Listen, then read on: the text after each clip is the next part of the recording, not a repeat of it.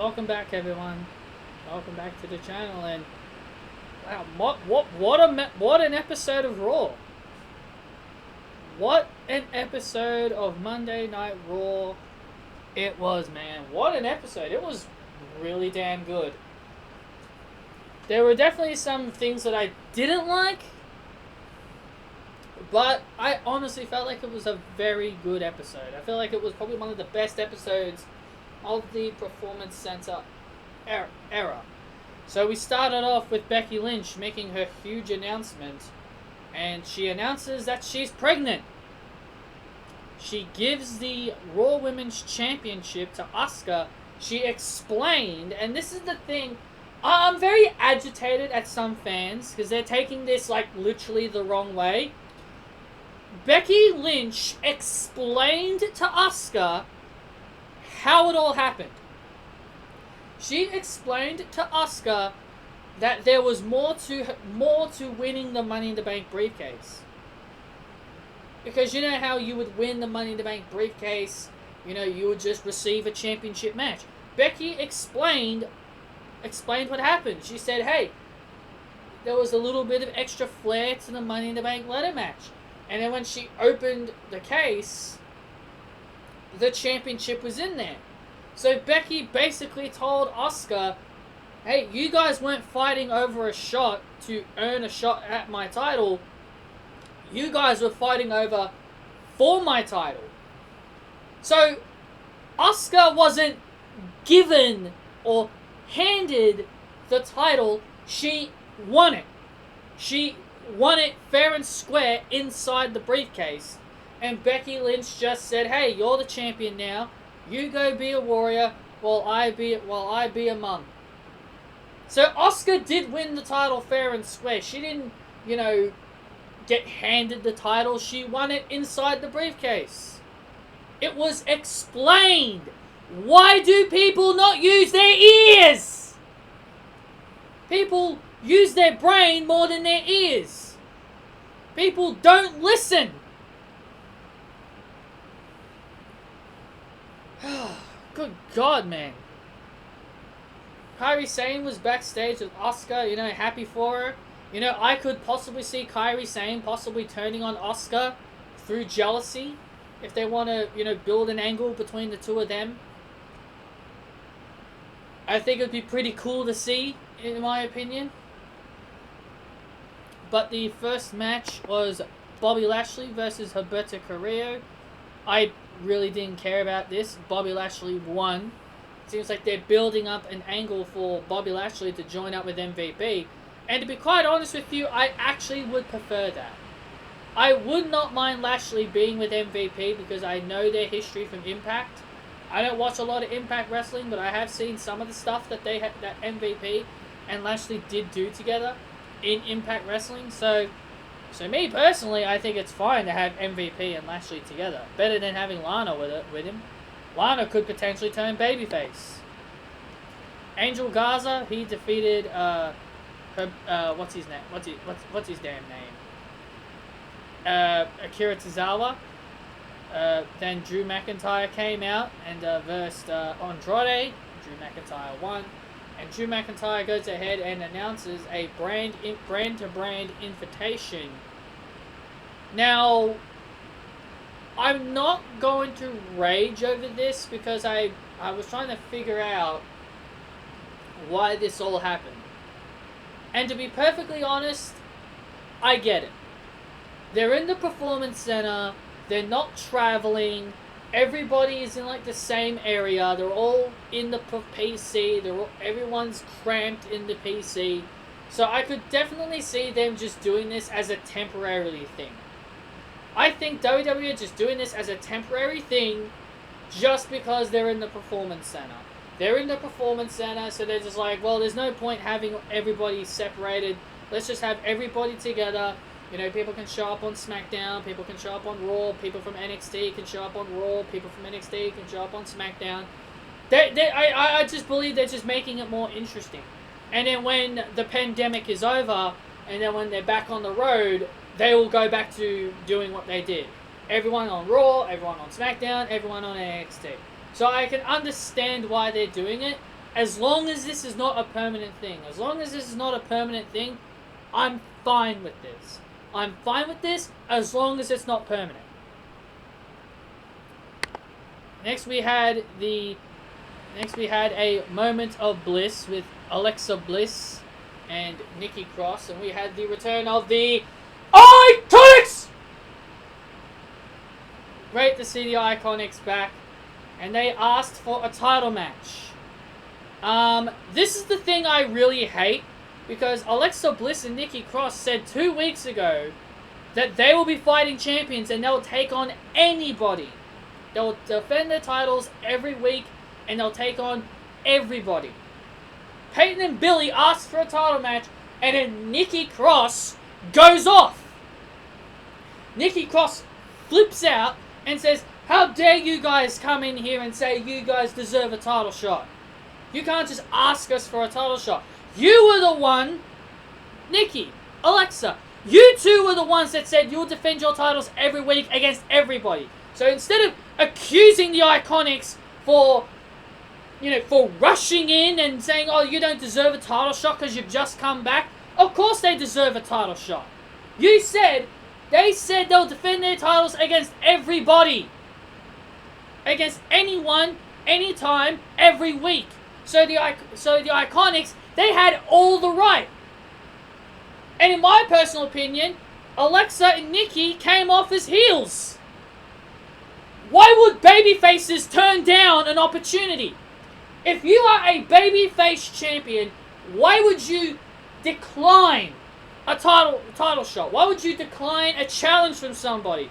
Drew McIntyre, he accepted the challenge of Drew McIntyre. He's accepted the challenge of Andrade. He's asked people to step up and challenge him, and everybody has. Because that's what a babyface champion does. They step up and they challenge people. They want challengers to come up and step up to them. The IIconics step up and they ask for a match. And then Nikki and Alexa, who are supposed to be the babyfaces, they all back off and they say, no, you girls don't deserve shit. You're supposed to be the babyface. So in my personal opinion, just from this segment alone, this makes me think Alexa and Nikki are heels and the IIconics are babyfaces. And Peyton Royce was like, okay, chill out. We don't want the titles.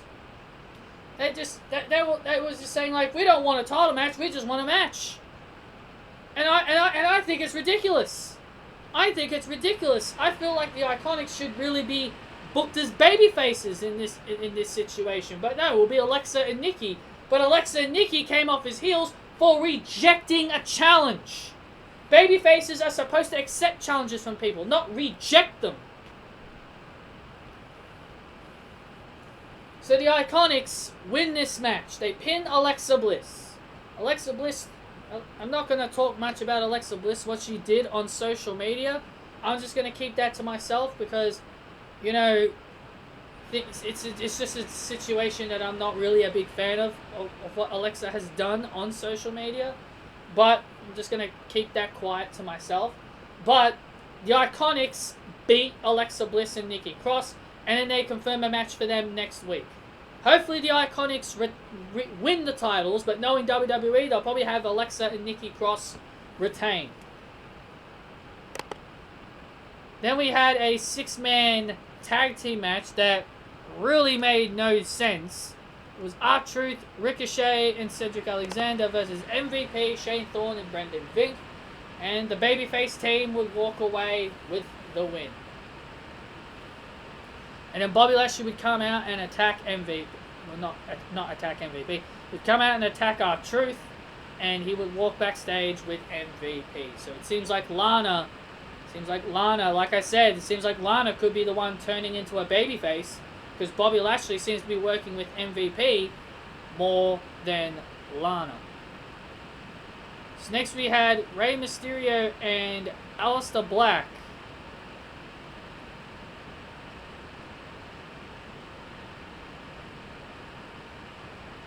versus the Monday Night Messiah and Murphy. And Seth Rollins didn't do anything. Seth Rollins just stood on the apron and did nothing. Poor old Buddy Murphy had to do it all by himself. And then as soon as Rey Mysterio, I think he like did something to Seth, and then all of a sudden Seth Rollins just goes off, and then he just gets his team disqualified. I don't know what he did. I don't know what he did to get his team disqualified, but he did something. He did something that caused the referee to call it a DQ, and then Seth Rollins just pretty much shoves the steel steps, the edge of the steel step, right into Rey's eye, and there was blood coming down the eyeball, and I was like, ooh, that looked nasty. So Buddy Murphy is now going to be in a program with Aleister Black because Aleister Black attacked Murphy after what happened to Rey. Seth acted like he had no idea what happened. So I thought that was interesting, that Seth Rollins acted like he had no idea what happened to Rey. So next we had a pretty funny and hilarious, well, to many people it wouldn't have been funny and hilarious, but I kind of did think it was a little funny. And we had a basketball game. The Viking Raiders took on the Street Profits in a basketball match, and the Street Profits beat them 72-2. 74-2, sorry. And then the Viking Raiders, this is the part I loved. The part that I loved was the Viking Raiders.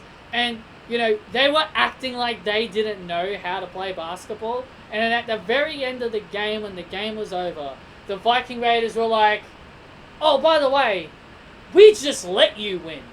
And then Ivar just starts shooting, you know, then Ivar just starts getting perfect throws all the time. And it was just so funny. I just laughed. I was like, oh, brilliant. That was brilliant from the Viking Raiders. I thought that was brilliant. They were faking that they didn't know how to play basketball. I thought that was hilarious. That's what I found hilarious. That they were pretending that they didn't know how to play basketball. I thought that was really, really hilarious. So I thought that was really, really hilarious. Then we had Natalya take on Shayna Baszler. Shayna Baszler ended up winning with a knee strike to the face. And then we had Randy Orton and Edge. Why? Can someone tell me why is this feud continuing? I don't understand why this feud is continuing. And I never will understand it.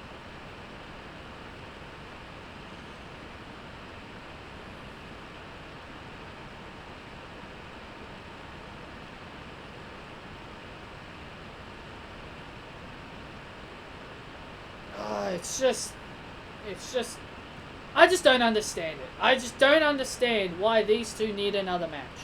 And Randy Orton challenged Edge to a traditional one-on-one match.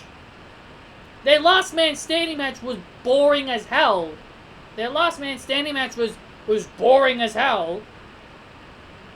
And now we're going to have a bore fest of a singles match.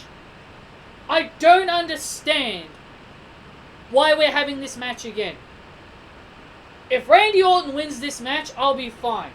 But if Edge ends up winning this match, then I think it's complete and utter bullshit. I don't even understand why, like I said, I don't understand why they're still feuding. This should have been over with at WrestleMania. So I'm just genuinely confused why they're still feuding. I just don't get it. I really, really, really don't get it. And I think it's really, really dumb. So anyway, guys, that's basically everything for this Raw review. Hope you guys enjoyed. Hit that thumbs up. And I will see you all next time.